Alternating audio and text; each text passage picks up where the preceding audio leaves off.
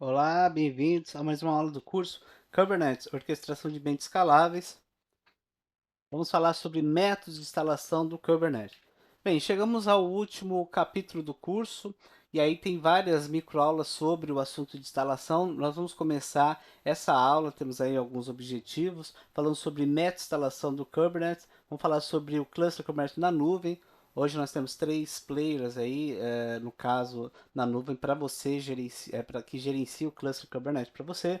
Tem o Single Master, a diferença de um cluster single master e um multimaster.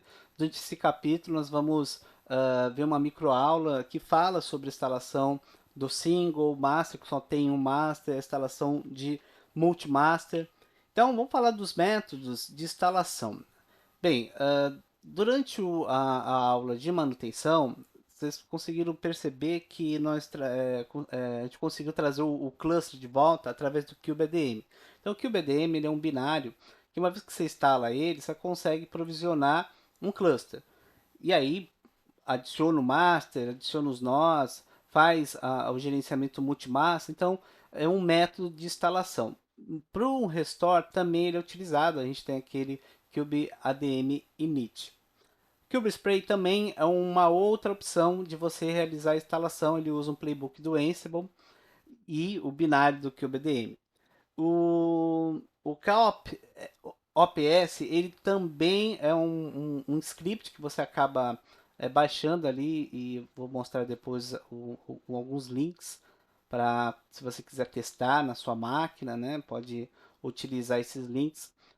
Para realizar a instalação, ele usa o kubectl. Bem, então esses são métodos de instalação que você já deve ter visto, um script, um binário. Existem ambientes prontos, ambientes pré-compilados, né? Não estão prontos, mas estão ali pré-compilados, como por exemplo o Minikube. É um script também, acaba executando um cluster, tem para Linux, Mac, Windows, o Minishift, que aí no caso ele cria um ambiente mínimo do OpenShift para criar um PaaS, uma plataforma as a service, e claro, ele tem ali o Kubernetes como base. O micro K8s, ele também faz ali a implementação do Kubernetes, tem um script, você baixa. O K3s também é uma opção, tem um script, baixou, executou, já tem um cluster mais rápido, não tem o Docker, ele usa o Containerd. Então seria alternativas. Tem o Ubuntu On LX, On LXD. São várias opções que você encontra. Primeiro, eu vou mostrar alguns que eu comentei. Me acompanhe aí. Então, por exemplo, na documentação oficial do Kubernetes I/O, você vai encontrar em Docs o Setup Production Environment Tools. Que é isso? São ferramentas que você usa em ambiente de produção para instalar o seu cluster. No caso, eu tenho aqui ó, o cluster com o KubeADM. Então ele tem desde a instalação do KubeADM, como criar um cluster usando o KubeADM. Ok, vamos voltar aqui uma vez. Aí tem do KOPS. Aí do KOPS ele fala né, que você precisa instalar essa ferramenta. E aí tem o passo a passo para o Mac, para Linux. Inclusive, eu deixei aqui o link do próprio KOPS, kops.sigs.k8s.io. Aí tem um Get Start, então você escolhe, por exemplo, como que você vai trabalhar com a ferramenta, com o Mac Linux. Aí você tem ali o passo a passo. Né? No Windows tem um release. E aí você pode fazer o deploy na AWS com a ferramenta, no Google Cloud, no OpenStack, no Digital, no Spot Awesome, no Azure. Aí tem os comandos, argumentos. Então seria uma maneira, aqui ó, Production Setup, ó, o passo a passo, a rede, cluster, template, de como que você implementa. Deixei também aqui nesse link o KubeSpray. E aí, KubeSpray você tem ali como que você cria o cluster, lembrando que ele utiliza um playbook do Ansible para levantar o ambiente.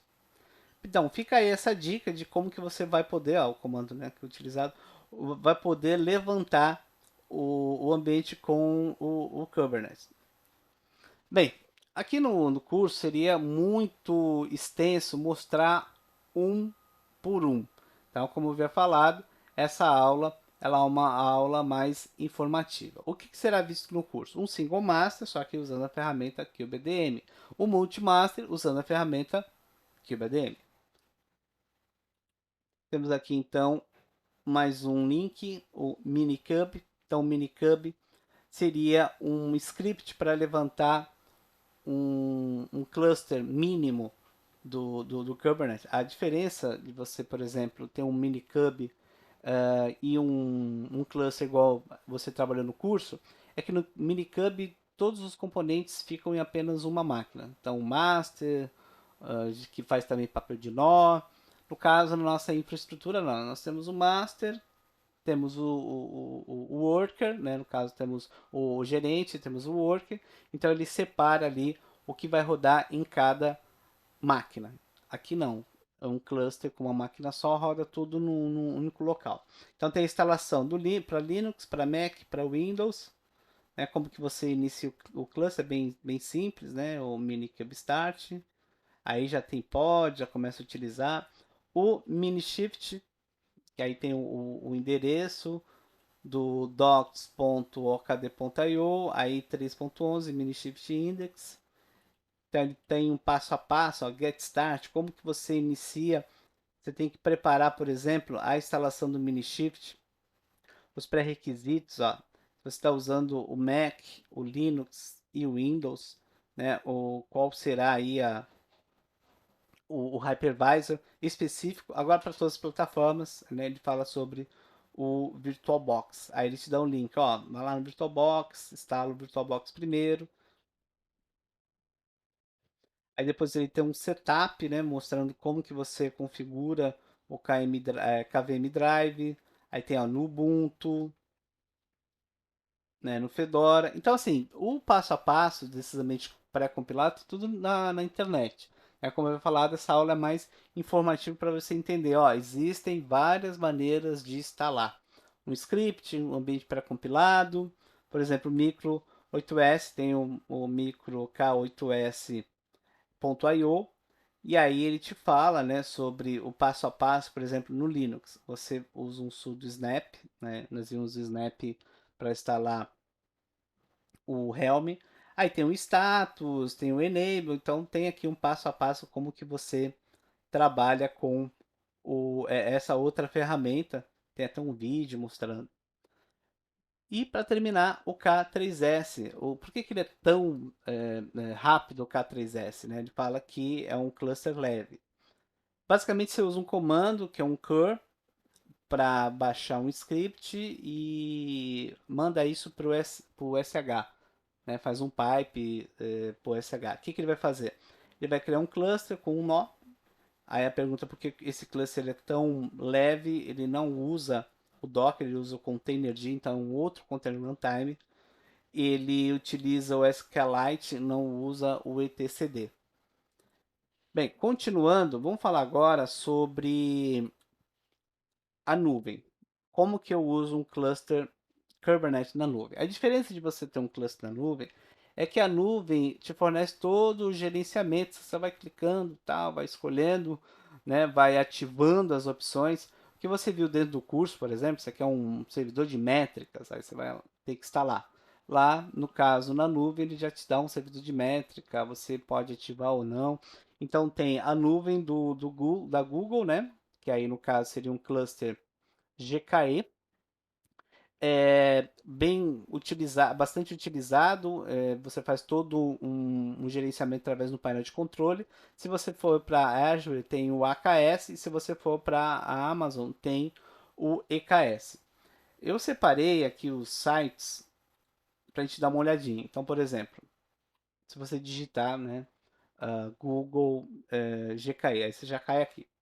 Então ele fala que é um serviço que faz todo o gerenciamento do cluster, né? Aí você tem toda a parte de recursos, aplicações que vão ser executadas diretamente na nuvem, o escalonamento automático, que aí no caso a gente viu, né? O HPA, vai ter toda a questão de segurança, então é uma maneira de você pegar algo já pronto, não se preocupar em criar o cluster, pegar um script, não, você tem uma conta na cloud, ele te fornece. Qual o ponto, vamos colocar assim, negativo nessa parte? Bem, você tem que trabalhar com as versões que eles te fornecem. Ah, eu quero trabalhar com a 1.19.8. Não, a gente tem a 1.16, 17, acabou. Então, você tem que trabalhar com essas opções. Então, a parte de personalização fica mais, por exemplo, para um CubeADM. Ele é mais personalizado, né, que é o inclusive que nós vamos utilizar no single e no multimass. Você pode perceber que mini shift, mini cub, esses ambientes têm até uma outra opção de personalização, mas você tem um controle mesmo, controle completo com o CubeADM. A outra nuvem seria a nuvem da Microsoft, Microsoft Azure. Nós temos o AKS. Aqui no caso ele te fala, né, que temos, eles possuem todos os recursos de gerenciamento para você trabalhar com o seu cluster. Lembrando que quando eu trabalho com o cluster, eu posso adicionar um agent no Windows. Como assim? Bem, se o Windows tem o Docker instalado ou um outro container runtime, é só você instalar o binário do KubeADM. Por exemplo, no update, na aula de update do cluster, a gente aprendeu como fazer um curl para baixar o binário. Então, eu posso simplesmente pegar uma máquina com Windows, baixar esse binário e a partir do KubeADM fazer um join aí para entrar no cluster. Nesse caso aqui, o serviço do Kubernetes, do Azure, ele faz tudo isso para você, né? Adiciona uma instância com Windows, por exemplo, já com um agent, um client do Kubernetes como um nó. Então seria uma facilidade aí usar esse serviço de nuvem. Mais uma vez, para personalizar só mesmo o KubeADM. Claro, tem ali umas opções, mas não é realmente aquela personalização completa, né? Você tem que trabalhar com o que eles têm. E o Amazon, né? O Amazon Elastic Kubernetes Service, né? No caso aí o EKS, né? Tem ali todos os benefícios. Bem, nem precisa falar da Amazon, todo mundo já conhece, né? Se você não conheceu ainda, você tem a Amazon como infraestrutura as a service, infraestrutura como serviço. Então você pode criar toda a infraestrutura de nuvem através da AWS. E aí tem lá uma opção para você gerenciar o seu cluster lá dentro da Amazon. Bem, voltando, eu gostaria de falar sobre essa diferença. Depois que a gente viu que existem vários scripts, vários ambientes pré-compilados, existem opções de nuvem, existem cenários onde essa instalação ela pode ser feita com um master atendendo vários nós ao mesmo tempo. Você pegou um ambiente do curso assim. Então, quando eu comecei o curso, eu usei o Vagrant Up, ele já provisionou o Master, o Cube Master, né? O Cube Node 1, Cube Node 2 e o Cube Register. O Multimaster, o que acontece? A diferença é que eu não tenho um Master, eu tenho um HProx na frente dos Master recebendo as requisições. Quando eu tenho um single, a requisição é feita para somente um Master e aí esse Master conversa com os nós. Então, se eu tenho, por exemplo, um client,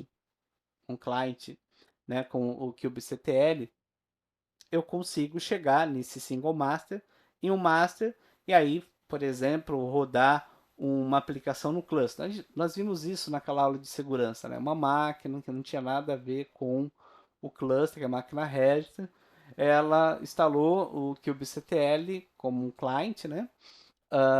E o usuário DevOps conseguiu fazer o deploy, conseguiu realizar ali configurações dentro do cluster. Agora, se eu tenho o multimaster, o client ele vai conversar com o prox, que aí ele tem um balanceamento para o master 1, master 2, master 3.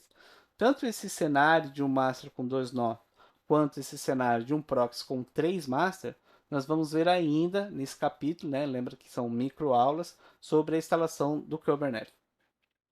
Então vamos recapitular. Primeiro vimos métodos de instalação do Kubernetes. São vários métodos, né? Passei ali o site para vocês.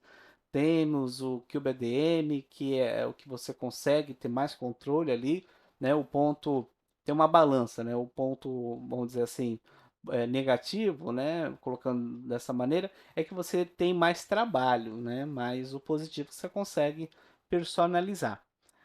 Vimos também ali vários scripts, tem K, o mini shift, já é um ambiente pré-compilado, tem o K3S, a nuvem também te traz três opções, também tudo pronto. E falamos sobre essa diferença da requisição quando tem um master atendendo todo o cluster, ou quando tem mais de um master, que aí seria o multimaster. Então, por enquanto é isso. Obrigado pela sua participação na aula e até a próxima.